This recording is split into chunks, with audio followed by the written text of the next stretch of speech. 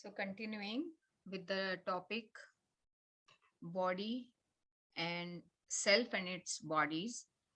So yesterday we covered uh, that this body is temporary and all the feelings related with the body that we feel are temporary like body only, right? It's not that we should not take care of those feelings. Definitely we should address them in a proper way, but certainly we should understand that these are not the permanent feelings, because sometimes what happens is some feeling is so intense that we get completely swiped away, right? So we should not do that and take care of ourselves very nicely, particularly in those moments. So we can take nice good steps to address those kind of feelings, like we can talk to someone, or if it is too intense, too much to even tolerate, then we should take professional help. Or if this is not a very very big issue, which is not too much bothering, but yes it is bothering, so we can read something nice. Definitely chanting is always our resort, whether it is a big problem or a small problem, but also we need to have that kind of faith. So one time one devotee was sharing that one devotee was for so many years in Krishna consciousness, very, very high faith in chanting of the holy names. So his daughter got kidnapped, okay, and some phone call came to him, and somebody saw his daughter sitting in a car and going with strange people, and actually daughter also called or something. But this person said that I'm really concerned and worried about this whole situation. But first, I want to pray and I want to chant the holy names for some time, and then I will start what I need to do. Right? So many people might call it like a crazy person, weird, or something, but it depends on individual's faith. And certainly, after some time, those people just didn't take her away. They just left her wherever she was. Something happened, something changed. I don't know what those details. But see, mantra works subtly. So Prabhupada never emphasized on the miracles. He didn't like it, because people get attracted to miracles, then they start expecting miracles also. Right? So he didn't like to talk too much about it. But yes, mantra has that potency which can take us from one level to the another higher level. And what is our goal to chant the mantra is to uh, elevate our consciousness to such a level, to purify our consciousness to such a level that we can realize that yes, we are servants of Krishna, right? And we can lovingly serve him all the time. So so this body is temporary, and the feelings and emotions connected to this body are also temporary, but we should certainly take care of them, keeping in mind that material happiness and distress are caused by the body. They come and go just like seasonal changes, so do not be disturbed, try to tolerate them, right? As long as we are in this material world, happiness and distress will come and go. So we should not be disturbed by them. Our real business is trying for self realization. That must go on. It must not stop, right? So these things will keep coming and going. But our main goal, our main purpose should never be, our eyes should not deviate from that. Like Arjuna, you might have heard that story when Dronacharya asked Arjuna, when he asked other prince, they said, okay, we can see the feathers of this bird, we can see the sky, the mountain behind the tree, but only Arjuna was the person who said, I can only see this bird's eye wherever I see. So he was just focusing on that goal, that target. And that should be our focus also. Our focus is self realization, but our focus shifts when we are too attached with the family members, with our job, with money, with different things, self esteem, self image. Different things are bothering to different people. But here Prabhupada is teaching us that what should be our goal. And all these things are also important. He's not saying that, okay, just trash them. But we should understand that these are temporary because they are connected with body. Whatever is connected with soul, that is eternal. So we need to take care of that. So self realization is the goal of human life. Suffering and so called happiness will go on as long as we have a material body. But we must come to the knowledge that I am not the body, I am a spirit soul. I have gotten this body because of my past activities. That is knowledge. Now, a sensible man should consider, since I am a spirit soul and my body is simply a covering, is it not possible to end this process of transmigration from body to body? This is human life, inquiring how to stop the contamination of the material body, right? So, our real question should be, how should we stop transmigration of soul from one body to another? And soul should just go back to the Godhead from where it has originally come. Unfortunately, people in the modern so called civilization do not ask this question. They are mad after gratifying the senses of the body. So they act irresponsibly. As explained in Śrīmad-Bhāgavatam 554, Nunan pramattah kurute vikarma yadindriya pritaya apranoti na sadhu manne yata atmanoyam asannapi kleshada ashadeha. People who act only for sense gratification are certainly mad, and they perform all kinds of abominable activities. In this way, they ensure their transmigration from body to body perpetually and thus experience all kinds of miseries, right?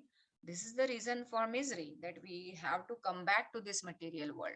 And then misery increases if we get a body which is lower than human species. We do not understand that the body is always kleshada. It always gives us pain. For the time being, we may feel some pleasure, but actually, the body is a reservoir of pain. Here is a good analogy in this connection.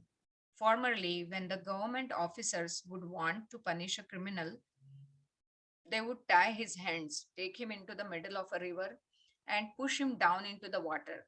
When he was almost drowned, they would draw him up for the water from the water by his hair and give him a little rest. And then again, they would push him down into the water. That was one system of punishment.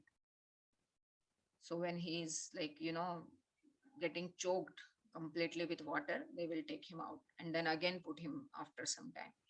Similarly, whatever little pleasure we are experiencing in this material world is exactly like the pleasure the criminal would feel when he was drawn up from the water. So he is relaxed for those moments when he is out of the water. Severe suffering with few moments of relief. So Prabhupada always used to say, happiness is just a gap between two miseries. That's the reality of this life. This is what life in the material world is like. So people have this question that if we have such a pessimistic view about the life, what is our motivation to live in the life, right? So one Prabhu very nicely he gave this example that some people are really pessimistic. They are always so morose and they don't want to do anything because ultimately this life is nothing. It has no purpose. It has nothing, right? And there are optimistic people who are too optimistic. They are not even seeing the problems in the life, right? But he said Krishna conscious people are realistic. They are neither pessimists nor the optimists. They are realists who can see the problems. They can also feel the pleasures and pains, right? But they are so aware, they are so awake that they can feel it and they can understand through their knowledge that all this is temporary, this is connected with my body, right? And they never deviate from their goal of life of self realization. That is their mission. And that's what they want to give to others as well, right? They want to share this knowledge. So, this is what life in the material world is like. That is why Sanatan Goswami, who had been a wealthy minister in Muslim government in India, so before he became Sanatan Goswami, He was Sakara Malik. He was in the Muslim government. He was serving Nawab Hussain Shah, who was the magistrate at that time. So no, he was more than that. I think he was ruling or something. So Nawab Hussain Shah told Sanatan Goswami and his brother Rupa Goswami that you are very intelligent and people listen to you in the society. They admire you like anything, and I want you both to become my ministers. If you don't, then I will torture your people. So that's how they had to accept his job. But later on, they just left the job very like in a tricky way. That is a different story. But they ended up joining Lord Chaitanya Mahaprabhu in his Sankirtan movement. So he was a wealthy minister in Muslim government in India. He presented himself to Sri Chaitanya Mahaprabhu and asked, Ke ami, kene amaya jare tapatraya. So this is Bengali. Who am I and why I am suffering the threefold miseries? Now by this time, Hina, you know what are threefold miseries. So there is Adhyatmic Klesha, okay, from our own mind and body, Adi Bhautik Klesha from other living entities, and Adi Devik Klesha from the gods side, like natural disturbances or something, right? So this is intelligence to ask such a question. We are constantly undergoing some sort of distress, whether caused by body and mind, inflicted by other living entities, or brought about by natural disturbances. We don't want all these miseries, but they are forced upon us, right? Like big calamities come, like in Ukraine. It's such a bad situation, right? And also like here also this 9/11 happened, all those things, they were devastating events in the history. But how much did the people learn? How many people learn to understand what is after all our purpose of this life? We die just like insects, so after all, what is the purpose of this life? How we should lead our lives? How many people thought about this, right? They just keep coming back to their tendencies. And to uproot this tendency and to actually adopt the tendency of a spirit soul, actually behave like a spirit soul, that is our mission, right? So miseries come and they are forced upon us. So when one accepts a spiritual master, the first question should be, why am I suffering? Right? So this is very important question to ask a teacher, a spiritual master, why I am suffering, right? So we have a few more paragraphs to go, but I'll stop here and we'll keep the rest for tomorrow. Yeah.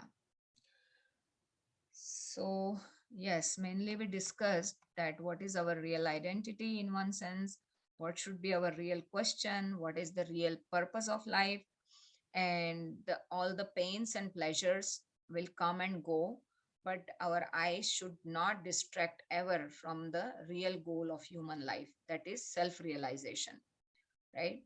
So, Prabhupada is conveying this message with different examples, different analogies. So, he just wants to make this point very clear, because we saw that he has been repeating this point again and again, right? So this should not stay on a theoretical platform, because people talk so much about this. Okay, I'm a spirit soul, so now what? So but we should act on that level, right? We should see other people on that level, right? When somebody upsets us, we should see that they are also spirit souls, and super soul is inspiring them to do something, say something. So we should be in a better position to forgive such people when we are acting on a soul platform. Our compassion should increase for other living entities. So when these changes we are observing in ourselves, then actually we are, yes, we are seriously practicing it, right? If not, then we need to practice sincerely with focus nicely. Okay, then automatically all these this vision, this shastric vision will come in us, right? We will be able to see people from the lens of spirituality, or through the lens of scripture. Okay, because they have the guiding principles for our life. So I'll stop here, Hina. You have any takeaway or comment or anything to Uh, share? no, Mataji, like everything was self-explanatory. Okay, thank you so much, Hina. Yeah, So thank you very much, Mataji. stop here. Hare Krishna.